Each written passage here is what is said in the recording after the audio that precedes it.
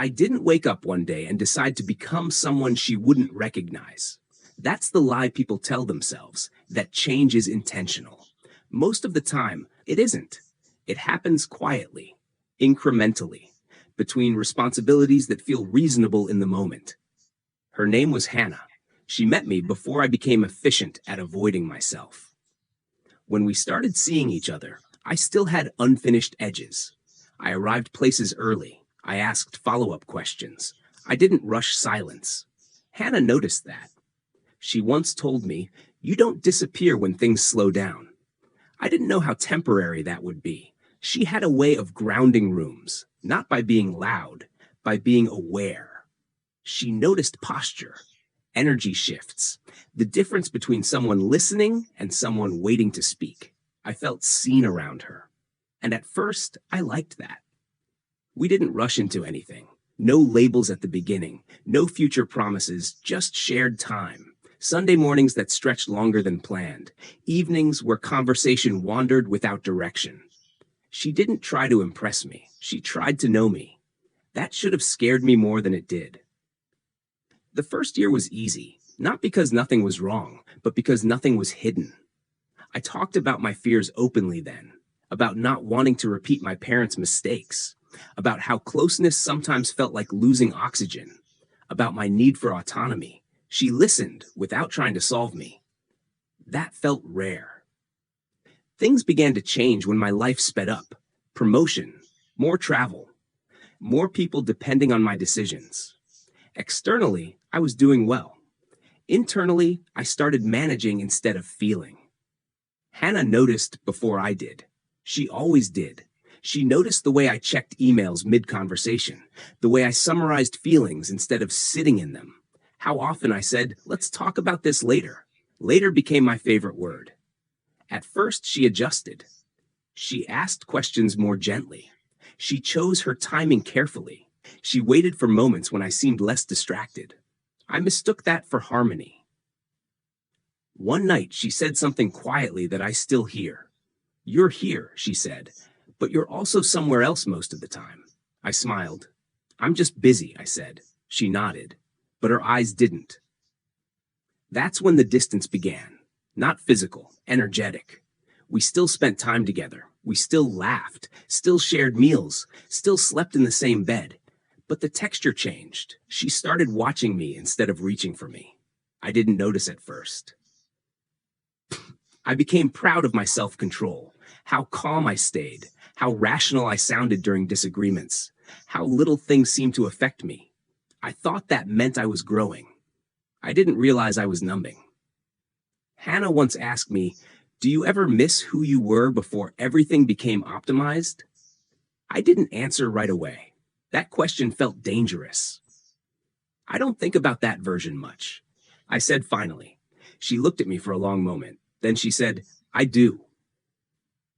That sentence stayed between us like an unfinished thought. I could have followed it. I didn't. There was a night, months later, when we sat on opposite sides of the bed. No argument, just distance. She turned toward me, clearly deciding whether to say something. I felt it. I chose not to interrupt the quiet. I told myself I was respecting her space. What I was really doing was preserving my equilibrium. That night didn't feel important. That's how I know it was. I didn't realize I was becoming someone she had to translate herself for. I didn't realize stability had turned into stagnation. I didn't realize that being composed is not the same as being connected. By the time I noticed the shift clearly, Hannah was already carrying something alone, and I was still telling myself everything was under control. There was no confrontation, no ultimatum, no raised voice. That's what made it dangerous. Hannah stopped adjusting. At first, it felt like relief. She stopped reminding me to be present, stopped asking when I'd be home, stopped trying to pull conversations out of silence. I told myself she'd finally understood my rhythm. I didn't ask what it cost her. She became lighter, not happier, quieter, less invested in outcomes. She laughed easily again, just not with me as often. And when I noticed that, something inside me tightened. I began catching moments that didn't make sense.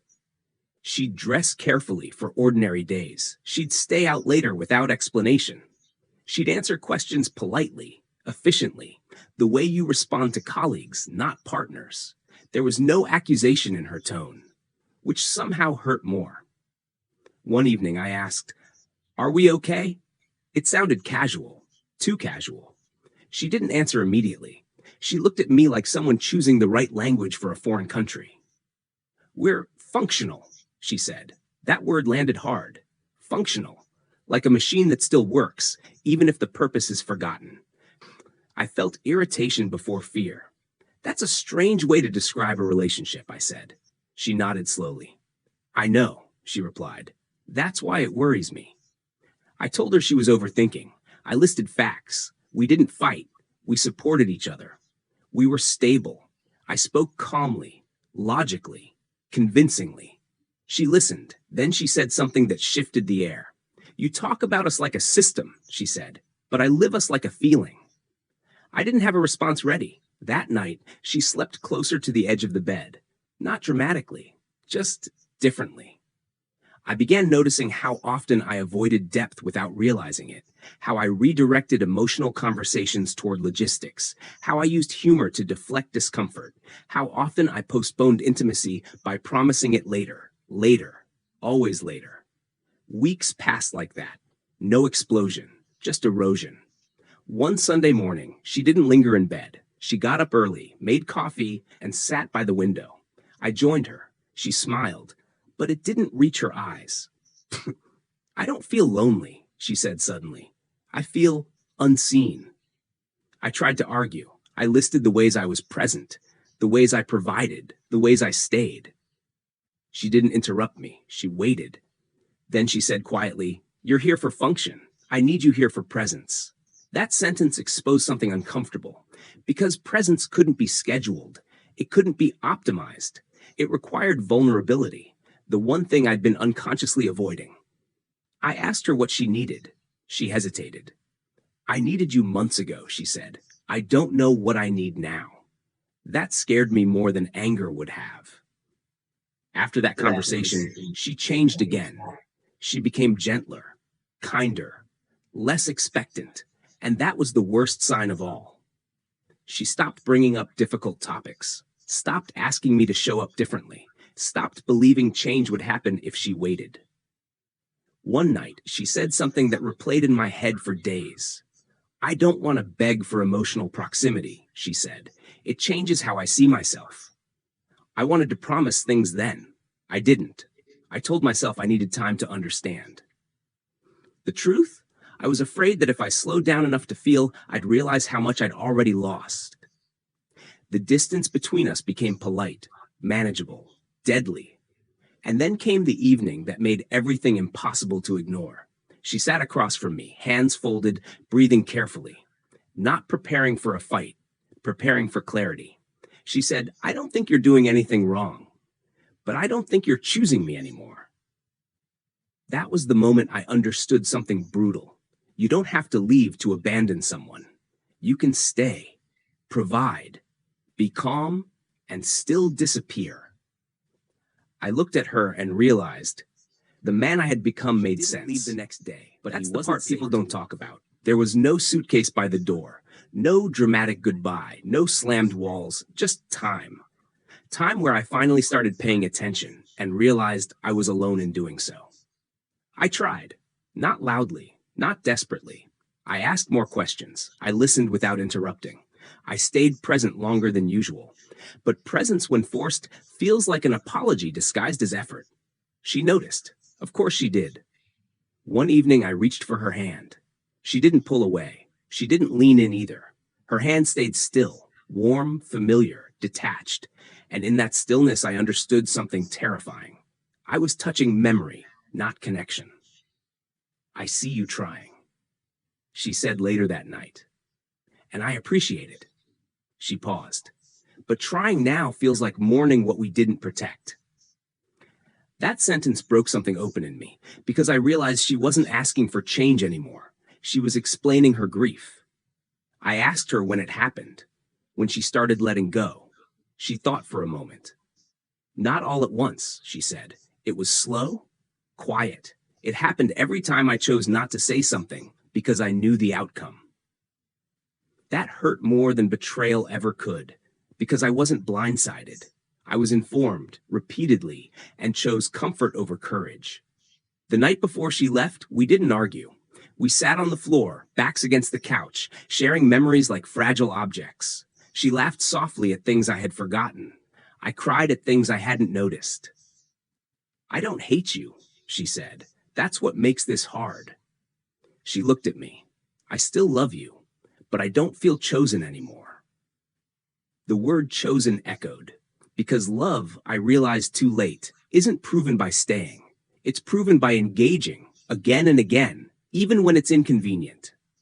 She moved out on a quiet morning, no audience, no speeches, just a final hug that lasted a second too long, the kind that acknowledges something is ending without trying to stop it. The apartment felt larger afterward, not emptier, louder, because silence no longer had a witness.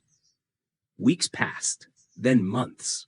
I replayed conversations with new ears. I heard all the moments where she had reached and I had optimized, minimized, postponed. I had been proud of my control, my calm, my logic. But control isn't safety, and calm isn't care. One night alone, I wrote a sentence in my notebook. I confused emotional distance with maturity. And for the first time, I didn't try to explain it away. I started therapy, not to get her back, but to understand the man who thought love could survive without vulnerability. Sometimes I still think of her, not with regret, with responsibility, because some people don't leave to punish you. They leave because staying would cost them themselves. And here's the truth I learned, the one men rarely say out loud. By the time a woman stops asking for more, she has already given everything she had. I don't know where she is now, but I know where I am. More present, less protected, finally aware. And if I ever love again, I won't wait for silence to teach me what listening could have.